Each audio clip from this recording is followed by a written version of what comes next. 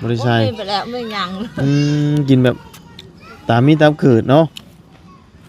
มีชำใดเอาชำนั้นเนาะ โดย เฮ้ยน้องเอ้ยพากินกับอันนี้เนาะสิได้กินจักมื้ออันนี้นะ อื่นจะกันแน่ยังหมดวันนี้ มื้อนึงกินนี่อีก โดยแต่เช้าเป็นนี่เป็นต้อย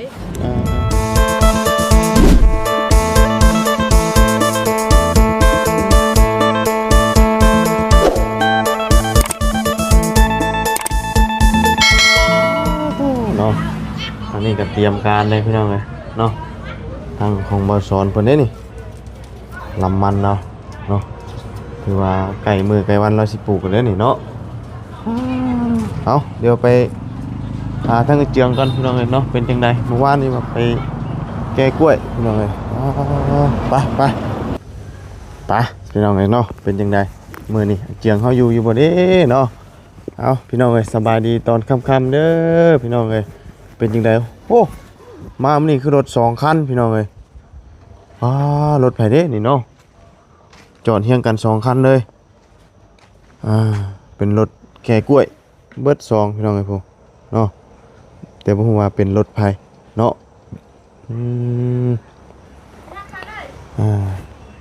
แก่กล้วย2คันเลยตัวนี้เป็นรถเจืองตัวนี้แต่บ่ฮู้ตัวนี้บ่ฮู้ว่ารถไผเนาะ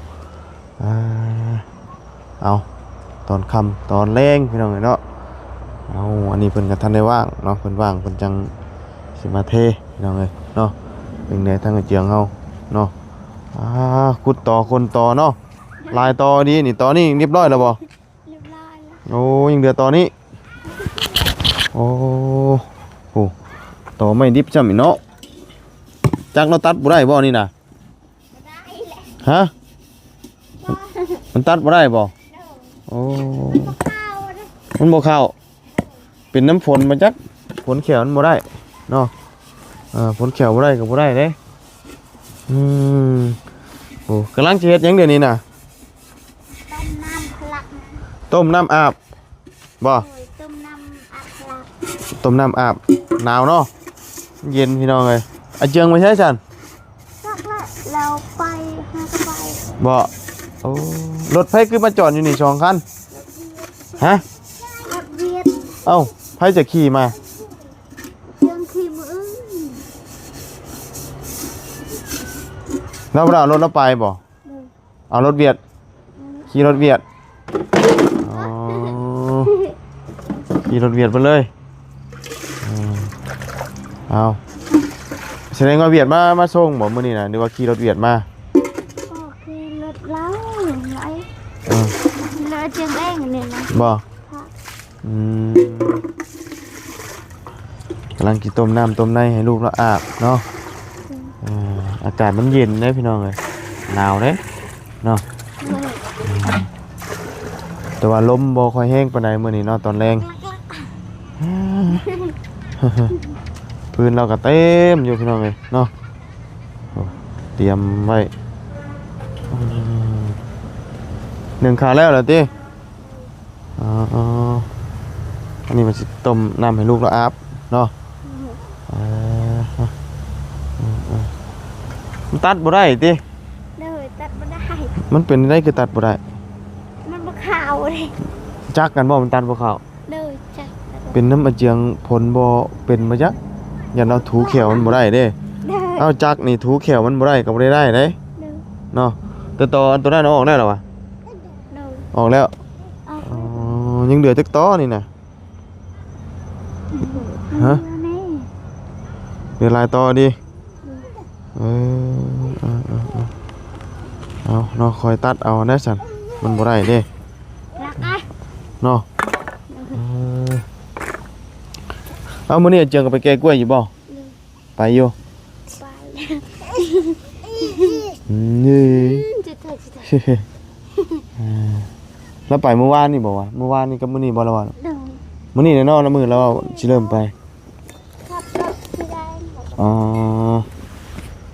โอ้ต่ออย่างนี้นี่แข็งพี่น้องเอ้ยเนาะโหต้องฟันเอาควรอันนี้เราฟันอีกอันนี้ก็ต่อบ่นี่อันนี้ก็ต่อนี่เนาะโอ้ เอ้าอันเจียงไปเช้านี่น่ะเอารถไผจะไป รถเราเอง เอาแล้วอันเอารถเวียดมานี่ไผสิเอามา จักให้รถเราจัก ฮะ ใครจะตายยัง เวียดบ่ขับมาจ้ะ ดู เออเจียงบ่อยู่พี่น้องเอ้ยจักเราไปใช่เนาะอืมไปหาหมู่หาคู่บ่พี่น้องเนาะมาพ่อแต่ทางเมียเรากำลังสิต้มน้ำให้ลูกเนาะ ดู หนาวบ่บักล่ะหนาวบ่เฮ้ กินขี้ดินบ่ นี่คือ กินขี้ดินเยอะๆแซ่บบ่แซ่บบ่เนาะจะกำลังเฮียนเนาะกำลังเฮียนปากเฮียนเว้าโดยได้ก็โอ้ผ่านไฟหุงน่ะแจ้งเนี่ยเนาะมาตะเวนบ่จะไปแก้กล้วยนะ มาทุกนี้ หึ มาหากะมา บ่ มาละเบาเชียงมาเราตัดอันนี้ ตัดไง ตัดไม้ ต่อบ่ ดู ตัดต่อนี้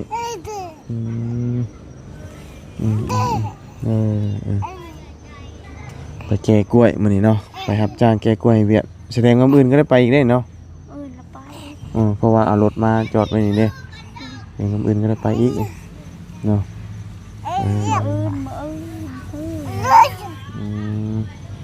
ทำได้ไปแก้ก็มือก็ถือว่ามีเงินใช้เนาะถือว่าโอเคพี่น้องทำมาเข้าไปชั่วโมงละ ชาเมืองชิมือเราไปเราได้ไป นะถือว่ามีพอได้ไปรับจ้างรับบายเงินใช้เงินซอยนอนเนาะดีกว่าเราบ่ได้ไปใส่เลยบ่ได้ไปใส่เลยนี่มันบ่ได้มีเงินใช้แล้วเนาะอันนี้ก็ถือว่าเหลือแต่เทพื้นนะบัดนี้เนาะเทพื้นเนี่ยก็แม่นจบบริบูรณ์พี่น้องเนาะบ่มีหยังแล้วถือว่าเบิดแล้วบาทนี่เพราะว่ารอสร้างเพิ่นเนาะสร้างเพิ่นยังบ่ว่างเพิ่นจะมาเทพื้นให้ยังบ่ทันมาเจืองพี่น้องเนาะไปเล่นน้ำหมู่บ่หรือว่าไปหยังเนาะ ไปเล่นอยู่บ้านเพื่อน บ่อันนี้เอาควรบ่ตัดนี่เอาจักอันนี้ จักตัดตัวนี้ แต่ว่า มันบ่เข้า แต่ว่ามันบ่เข้าอันนี้เนาะ เด้อ นี่เด้มันตัดเบิ่งเขียวมันน่ะเป็นน้ำฝนนั่นน่ะเป็นเฮาอันถูเขียวมันน่ะถูบ่ได้มันก็บ่ได้เลยจักน่ะจักอันนี้นี่เฮาต้องถูเขียวมันให้ได้นะมันจังคมมันจังเข้ามันชั้นน่ะบ่ได้เนาะกินคาคอเด้เด้ออย่าให้อมเด้ออันก้อนน้อยๆเนี่ยลงคอโอ้บ่ได้เด้เนาะอันนี้ก็ต้องให้เล่นเล็กน้อยจับคาคอพอแห้งแล้วเนาะ เด้อ เฮ้ยว่าบ่ให้เลยให้ยัง ดีเอาสบายดี ไปดิอ่ะ สบายดี ไปดิทุจ้า เออ ทุจ้าสิอาบน้ำร้อนบ่ เด้อ อาบน้ำร้อนเนาะอาบน้ำอุ่นบ่อาบน้ำอุ่นนี่บ่ได้เนาะ เถินนะ เย็นจ่อยได้นี่ ก็ให้ เดี๋ยวกำลังข้างน้ำร้อนอยู่เนาะหนึ่งข้าวแล้วติไฟหากระหุงดอกหนึ่งเนาะ ดอกดื่มยังบ่ฮู้ หุงมาตัวนะ เด้อ ก็แจ้งอยู่ได้น่ะดอกนี่ก็ถือว่าแจ้งหุงไกลอยู่พุ่นเนาะแจ้งหุงไกลอยู่กองเฮกองทรายปูนเตรียมรอสร้างเนาะเอาอีกบ่กี่มื้อเพิ่นก็สิมาเทดอกเนาะเพิ่นว่างพุ่นแหละเจ้ยเจ้าบ่ได้ไปใช่ป่ะมึงไม่ได้ไปหยังเลย เอาพันหัก บ่มีผัวลูกเลยเนาะน้องสาวเมื่อก็ยากเลยเนาะ เด้อ น้องสาวอยู่ว่า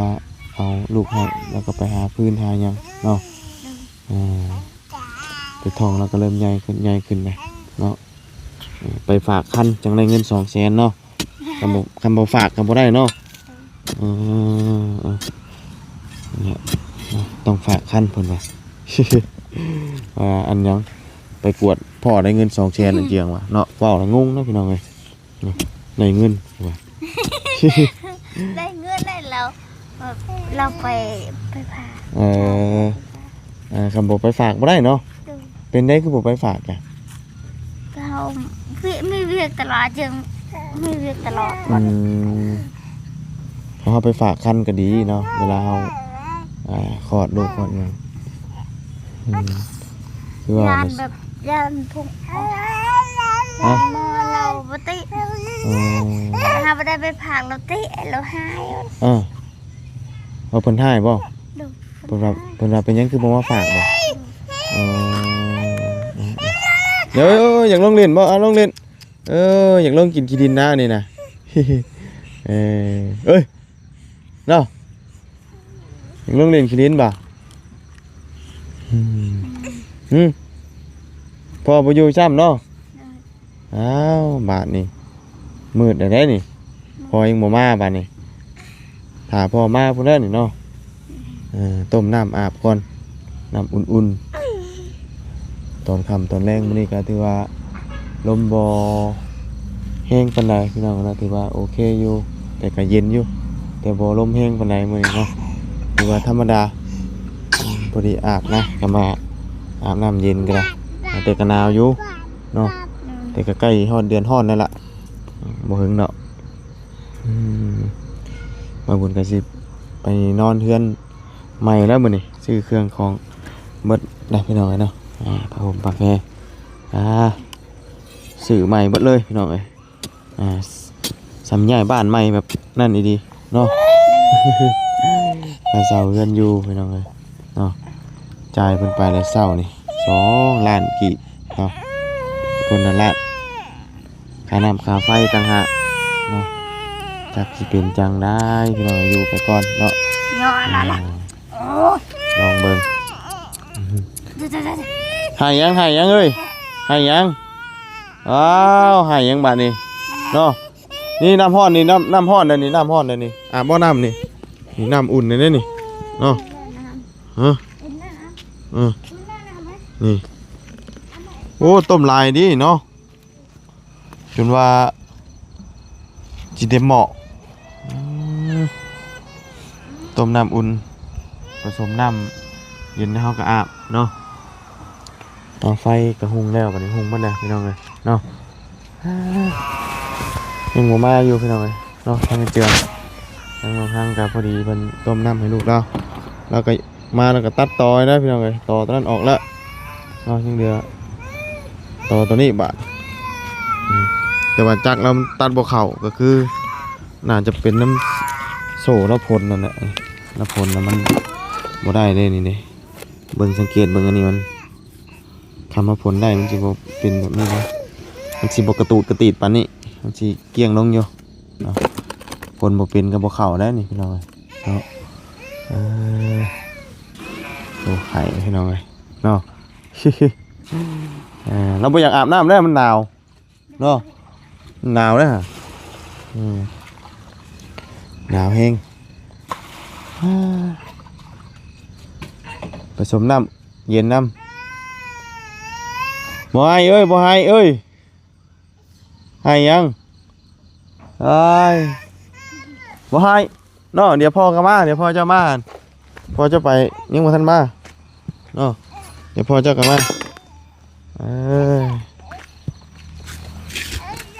มีรถเวียดเนาะมีรถเวียดคันหนึ่งนี่รถแกกล้วยนี่แม่นระบบนี่อย่างเดียวได้พี่น้องเลยเป็นระบบห้างอย่างเดียวได้รถแกกล้วยนี่แล้วก็ระบบหนาลังอันว่าอันห้องเพิ่นนี่ก็ฟองน้ำผู้ใดเพื่อบ่ให้กล้วยซ้ำแล้วก็ที่สำคัญต้องมีรูเนาะหรือว่ามีหูไว้เติมน้ำมันเอาเลยเพราะว่าเฮาหัดอันนี้ไว้เด้เติมน้ำมันอันนี้นี่โมเมนต์อีกอย่างเลยขาค้ำอันนี้ ขาค้ำรถนี่เลยค้ำแบบนี้เนาะอันนี้คือขาค้ำแต่ว่ารถแต่ละคันนี่ต้องหยอดดินแบบอันนั้นดีๆนะเนาะเบิ้งนี่มันบืนเด้บืนภูเขาเนาะตัวนี้รถเกียงนี่เลยของเรากะตัวไซไม้นี่กะโฟมใหม่กันเนี่ยแล้วก็ต้องเจาะนี่พร้อมโจกไปนี่กะเติมน้ำมันเนาะต้องเจาะทุกคันอันนักอันใหม่นี่ก็พอแล้วเลยเด้นี่บริเวณง่ายนี่ก็ต้องใส่ยางกระติวมัดยางกระติวมัดเครื่องกันเนาะใส่คนบ่เคยขับบ่ได้เลยพี่น้องเลยเนาะขับบ่ได้อีดีได้เอาเจียงบ่ทันมาเนาะจะไปเพื่อนหมู่ไปเล่นบอกพี่น้องว่าจังไรเนาะคำไว้เดี๋ยวพี่น้องมืดไปแป๊บเดียวเนาะแป๊บเดียวนี่มืดเลยโอ้ยเข้าเดียวเนาะไปใส่ไม้ใส่อยู่มืดปั๊บเลยป้าฉันเมื่อเด้อฉันเด้อโอเคเนาะเจียงมาอยู่เลยพี่น้องเลยอยู่ทางน้องข้างเตเมียเราล้างอาบน้ำให้ลูกให้เต้าเจียงไปเพื่อนหมู่บ่ด้วยจังไดเนาะเนี่ยบรรยากาศยามค่ำยามแรงเนาะมีแต่ว่าล้อถ่าเพิ่นมาเทพื้นเนาะเทพื้นให้จังไงรออดใจรออีกจักหน่อยเนาะเฮทรายก็มาครบปูนมาครบละมีแต่ว่ารอสร้างอย่างเดียวเนาะสร้างเป็นงานลายพี่น้องเนาะค่าส่งค่าสร้างก็ถือว่ามาครบสมบูรณ์โอเคแล้วเนาะไปสาพี่น้องเลยนั่งพิงไพ่ได้หนาวเนาะโอ้ผมเห็นกินข้าวข้ากองไฟได้จักทางนี้บ่โอ้กินข้าวกับยังนี่นะชุบบอลนั่งกินอยู่ข้ากองไฟเลยคือบ่ขึ้นกินอยู่เทิงเฮือนจักบังไผ่นี่มันหนาวบ่โอ้กินข้าวกับชุบบอล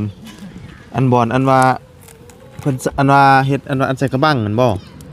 ตำอีกตำใส่ยังนี่น่ะได้ใส่ยังเลยใส่เป็นนกเกลือและนกเพชรเท่านี้เลยโอ้สองอย่างนี่น่ะเลยเกลือมะพริกแป้งนัวเลยเผ็ดเลยปลาเด็กก็บ่ได้ใส่อีกบ่ได้ใส่ไปแล้วไม่ยังกินแบบตามมีตามเกิดเนาะมีชำใดเอาชำนั้นเนาะเลยเฮ้ยน้องเอ้ยพากินกับอันนี้เนาะสิได้กินจักมื้ออันนี้น่ะอื่นจะกันแน่ยังหมดวันนี้มื้อนึงกินนี่อีกเลยแต่เช้าเป็นนี่เป็นต้อยแบบตำบ่ได้มีอย่างเลยได้มีแต่บอนอย่างเดียวเนาะเลยบ่แตกต่างกับตำแจ่วเนาะโอ้กินแบบง่ายๆพี่น้องก็ตามเอาบ่มีเนาะแต่มันยังบ่มีหมดกินอยู่ข้างกองไฟเลยเราก็ได้และเฮือนชานเราก็เนาะเลย เนาะอยู่กันจะค้นก่อนนี่นะ7 ลูก 5 ลูก5รวมทั้งพ่อทั้งแม่เป็น7เขากินกับบ่มีเขากินกับเบิดคือกันหมดแล้ววันเนี่ยเป็นคนมันอีเบมอีนางหมดชื่อเขาแล้วเฮ็ดให้ได้จักเป่าปีนี้น่ะ12 เป่าแต่ว่าเบิดแล้วเนาะหมดแล้วคือว่าแล้วเขาให้มันบัดเบิดไว้อยู่แล้วเนาะมันยันหาตู้จะไปเบิ่งเลยอยู่เฮือนทำได้ตู้เขาบอกโดยแน่บ่มีว่าบ่มีแน่มีว่ามีแหละโดยเขาอยากมีว่าบ่มีเขาอยากแบบนี้โดยอิ่มแล้วบ่ล่ะอิ่มแล้วฮะยังบ่อิ่มแซ่บอยู่บ่ฮะบ่แซ่บบ่เป็นบ่แซ่บก็จำเป็นเนาะจำเป็นต้องกินนะนี่นะบ่กินก็บ่ได้เนาะมันหิวเด้พี่น้องเอ้ยจำเป็นได้นี่นะยังบ่มีหมดนะน้องอยู่อยากกินอาหารดีๆก็บ่มีเงินซื้อเนาะย้อนทุกก็ยากแต่เฮือนจักสิเฮ็ดจังไดไปได้แบบนี้ตลอดโดย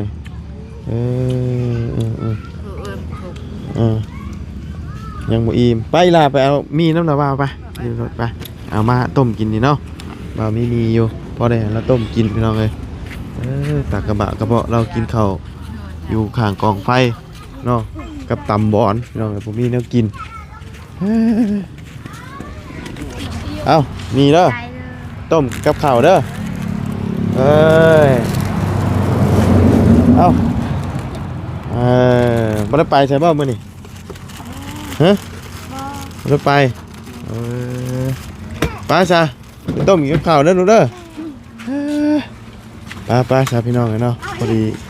ย่างออกมาได้เห็นเพิ่น ตอบเอาเงิน กำลังกินข้าวกับตำบอลเนาะมาบุญนี่ติดรถอยู่ก็เลยให้เพิ่นพอได้ต้มกินกับข้าวมีแหงยอดเราได้พี่น้องเนาะนี่แหละคนเฮาบ่มีกินกันพี่น้องเอ้ยใส่คือกันเนาะป้าพี่น้องสำหรับคลิปนี้ก็ลำลาเลยเด้อพี่น้องพบเจอกันใหม่ก็เป็นขอบคุณเนาะที่เนาะที่ติดตามนะครับส้มไปเด้อพี่น้อง